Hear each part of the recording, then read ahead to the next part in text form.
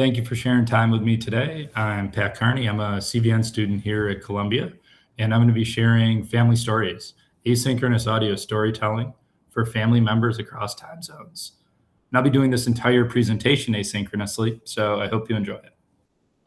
We all have cell phones that are constantly buzzing with text messages, Slack notifications, social media updates. We have email, we have video calls. So you may be wondering, as I was when I got this paper signed, why do we need another way to stay in touch with our families? Well, just thinking back a few years, these technologies got put to the test during COVID, and they let us down in a number of ways. I'm sure if you take a moment to think back, there was a time where all you wanted to do was get out to see some live music or grab a cup of coffee with some friends. And many of us here at Columbia still feel this separation to today. While we're working and studying hard in New York City, you may have family and loved ones spread out across the globe, not just separated by great distances, but it could be very late in the day when you want to update them that you had an incredible presentation of your HCI research paper. So we don't really have technology that simulates a walk with a friend, being able to share a quiet conversation in the morning with someone we love, and get that special bond from a personal connection when you have someone's uninterrupted attention. So we're setting out here to understand how can we use technologies to better bridge these gaps across time and space and connect with those we love. To do this, Family Stories takes a broad view, exploring how direct one-on-one connections are impacted across a variety of different shared contexts. The audio devices they used were simple printed circuit boards with wood coverings, and they had very basic controls deliberately for the recording and listening to audio.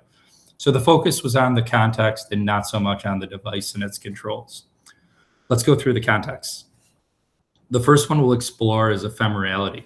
They use the Spark device to create short-lived messages where the stories were automatically deleted after a week, regardless if they were listened to.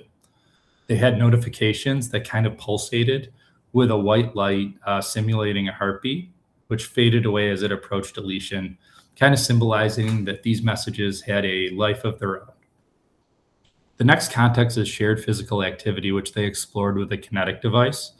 This is where you would share a virtual walk with someone you're communicating with. These devices to do this were fitted with an accelerometer to ensure that there was movement both on the recording and the listening side. Finally, they were exploring shared time of day, and they did this with the time knot device, which broke the day into 4 blocks: morning, noon, night, and late night.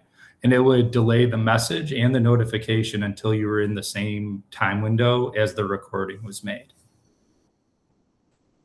To explore these different contexts, they had a 5-week field study where they selected 2 pairs of people that already had strong relationships built, and they were separated by 3 to 8 hours in terms of their time zones. Each participant was given 3 of the devices, and they were helped set up and connect the device to the internet, shown how it would work. The first 2 weeks of the study, participants were suggested to send at least 4 messages with each of the probes. And after that, they could use the devices as they liked. To capture the results, they had a group chat for sharing issues and general information. All of the participants were asked to complete an online diary after they used the device, either by an entry or a voice memo. The device itself would collect usage data, number of messages, length of messages. All of this telemetry was logged in the system for review. And they did 4 semi-structured interviews that were recorded and transcribed.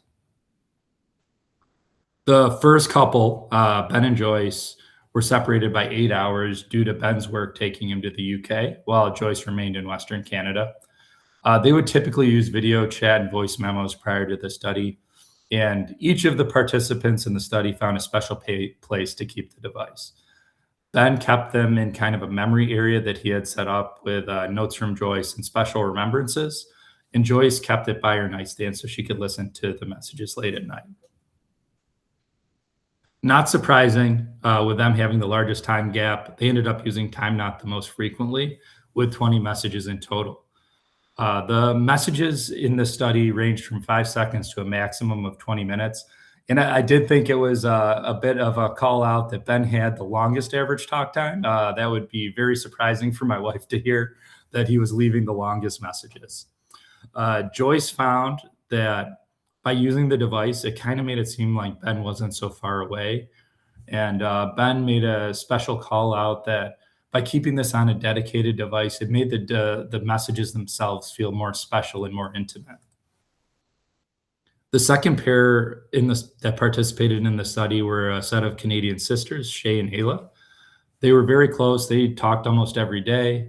They were separated by 3 hours of time zone, and they stayed in touch via text message, voice memos, video chat on the weekends. Ayla set the family stories up at her desk, and Shay put the devices in her room next to her nightstand because she liked listening to them before bed. They used the Spark device most frequently, 21 times in total, which wasn't surprising because with them only being separated by 3 hours, Spark actually had the least amount of limitations, with Kinetic needing you to kind of take a walk and then the time not having, some time of day restrictions for listening. Interestingly, Ayla felt that the Kinetic was best for very important messages because of the extra effort needed to kind of get the message going and kind of focus in on just the communication. Shay felt like the devices kind of gave her a special feeling of connection and sharing her own moment with her sister. So through the study, a variety of different topics were covered, from good morning messages, stressful events, even a death at work. All four of the participants tended to carry some of the devices around the house while multitasking and listening to the stories, and typically when they wanted to relax.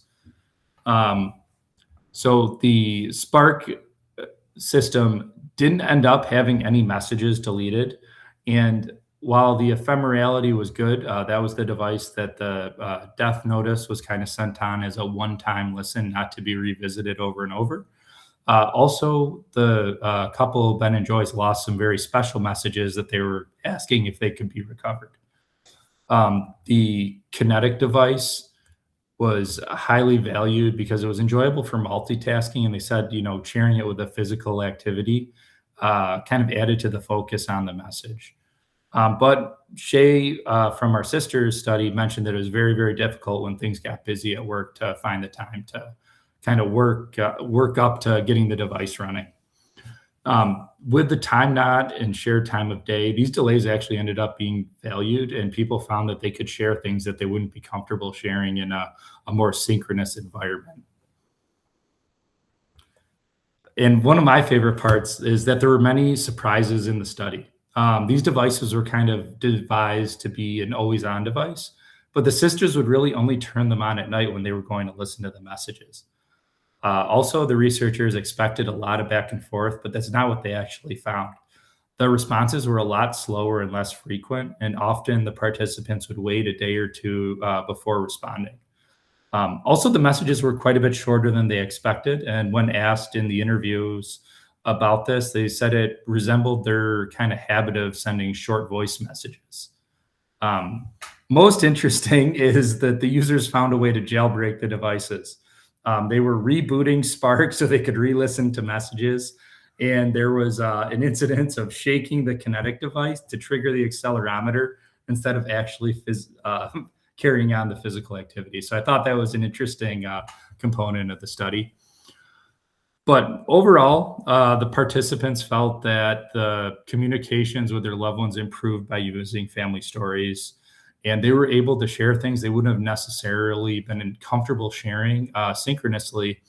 And because since these messages weren't urgent, they didn't want to interrupt people's days. So they were given the opportunity through this kind of slower communication path to share things that they weren't comfortable doing with existing technology. All of them liked the dedicated nature of the Family Stories devices. It felt more special than receiving a text message in a crowded day. But obviously, this was an extremely limited study with only 2 couples and kind of a brief window of time. So to really kind of look into this more, you'd most likely need a much, much broader user study. But yeah, would love to hear everybody's opinions and get some questions. Thanks again.